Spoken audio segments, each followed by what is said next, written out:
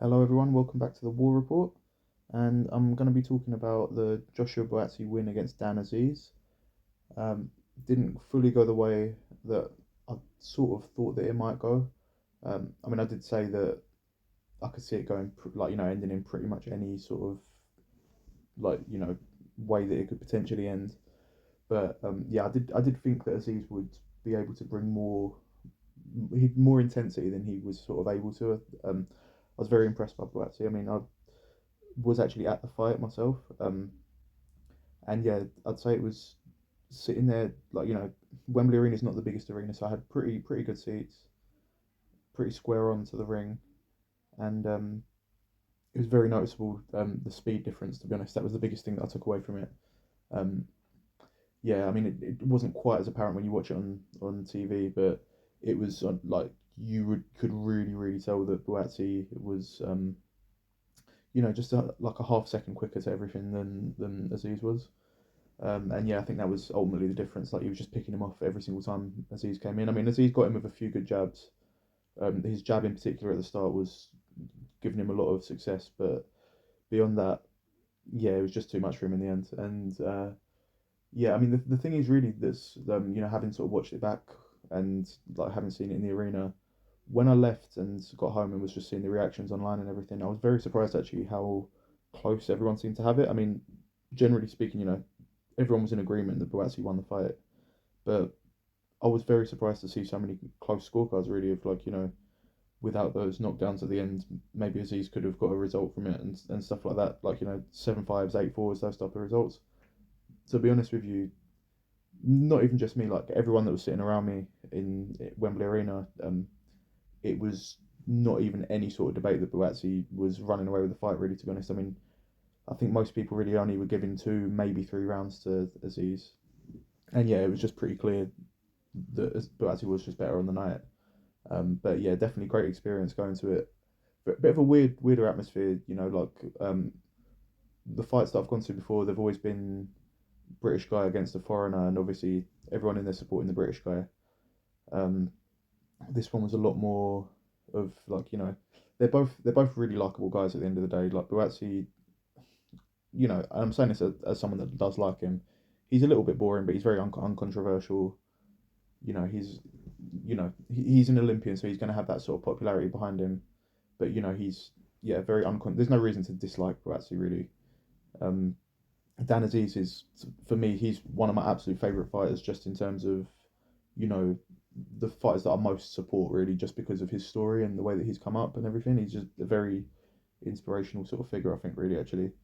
And yeah, it's a shame really that he didn't get over the line. I was supporting him for the fight at the time, partly because, like I mentioned in the previous video, it was Croydon and Lewisham. They're both relatively local to me. I'm a South East Londoner myself, but much closer to Lewisham, really, that side of South London than Croydon. So yeah, I was really fully behind Aziz, but perfectly happy to see Buatsi succeed, and I'm wish him all the best in the future as well. In terms of moving forward from here, also sorry, I'd like to also mention one thing that wasn't so noticeable watching it back on TV in the arena. There were a few times, and again, this isn't just me. This was everyone around me had the same feeling as this. Aziz really looked like he buzzed Buatsi a few times, like he really staggered him. Like particularly, I want to say it was around the 10th round or ninth round or around that sort of time. Around 2/3 of the way into the fight. Um, yeah, Aziz definitely hurt him. Buatsi's not like I said before the fight, he's not the most defensively sound fighter out there. So he's going to be prone to getting caught, and that was my biggest takeaway from the fight. Really was going forward now that he's the mandatory for one of the belts.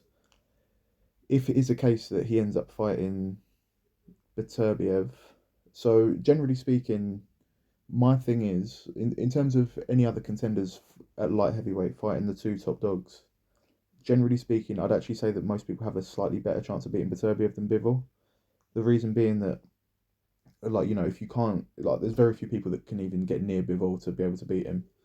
Um, Whereas Beterbiev, I think, as much as he is a very, obviously incredibly good boxer himself, there are probably a few people that have at the very least potentially got it in them that they could outpoint him to a decision. I think that's like not something that I think would happen. I'd favour him against anyone actually, and I do actually probably at the moment would lean towards saying Beterbiev to beat Bivol, but um, yeah, just in terms of stylistically, I think you've got more of a chance of outpointing.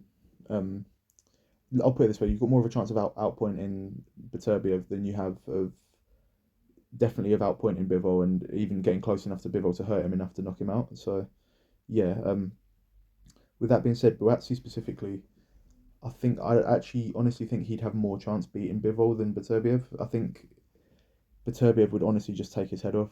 Like if you get because the thing is Dan Aziz, as much as I like him, he's not got the most power to him. Like he's got a very powerful jab, but beyond that, he's not really a power puncher. And if you're getting caught with those type of shots that he got caught with from Beterbiev, then you are gonna get your head taken clean off. Like there's no question about it.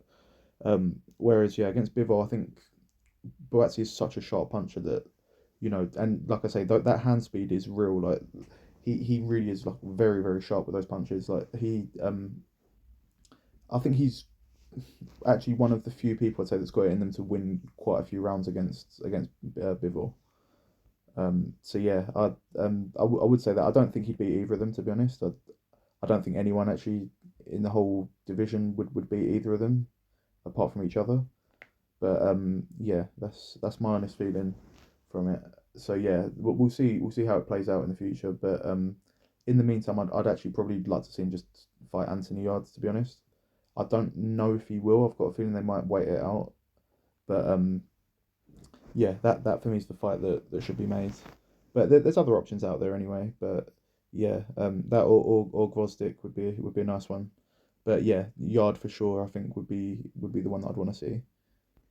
As for the rest of the event, Adam Azim, I mean, it was a relatively impressive performance, but isn't really too much to read into it. It's a good win on paper to have anyway.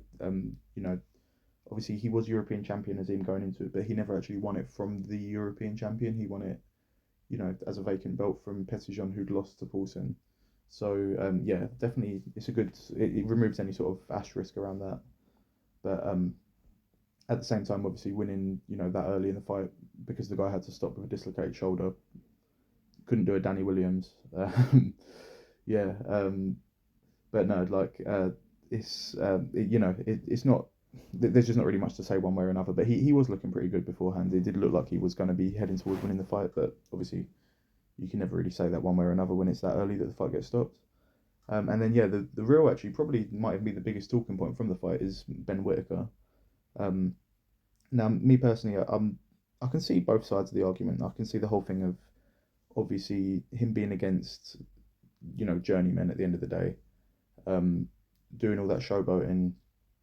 I can definitely see the whole case of it being disrespectful. And I did think actually his last fight before this one, when I was watching it on TV, I did remember thinking to myself, to be honest, like, because he was doing it from the opening bell, like, and it was just non-stop. It was relentless and it was to the point where it was just actually a bit. I thought it was a bit embarrassing to be honest how much he was doing it, but it didn't really seem to have any sort of effective qualities to it as well.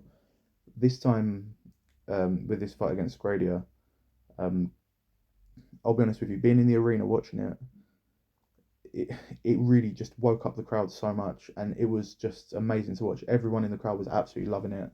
The atmosphere was great for that fight. You know, everyone in the crowd was getting onto the ref every single time he got involved with it. I can understand it from the ref's point of view, of course. Like he was going a bit far with all the spinning around and stuff, but at the end of the day, we're all there for entertainment. Like we've paid good money for those tickets. You know, people are paying good money for Sky to watch it at home. Like we don't want to be just seeing the same cookie cutter fights every now and then. It's good to have something a bit different. Everyone loves Prince Nassim. Everyone loves Emmanuel Augustus. Like why not have a new modern equivalent? And yeah, obviously my main thing is that you want to see him do it against better opposition going forward. But in the meantime, why not? Like it's getting people talking. It's entertaining to watch it on TV. It's entertaining for the fans that have gone to the fight. Yeah, man, I'm all for it 100%. I want to actually, you know what? Honestly, I just want to see him get some have some new moves that he brings next time. That's the only thing that's my only complaint is that there was a couple of those moves he was doing the same as last time, but this time he didn't start off doing it really. He got a feel for the fight first, And also a lot of the sort of so-called showboating that he was doing, it was actually pretty effective, really. Like, okay, the spinning around not so much, but when he was in the corner and he was doing his little rope a dope, that was actually effective. That's the thing. Like, okay, he didn't need to be there.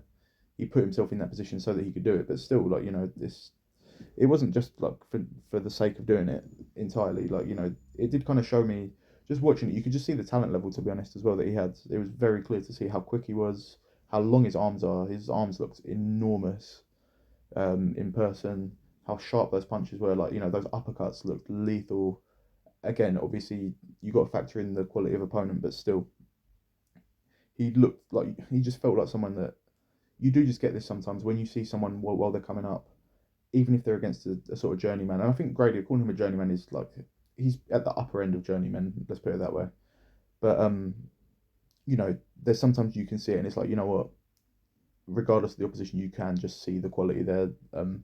And yeah, I think there's no reason why he won't be doing the same sort of thing against higher level opposition when he gets to that level. I don't think it's going to be too long, to be honest. I think within the next year, you're going to see him sort of, at the very least, getting matched up against domestic level talent. And yeah, I'll be there.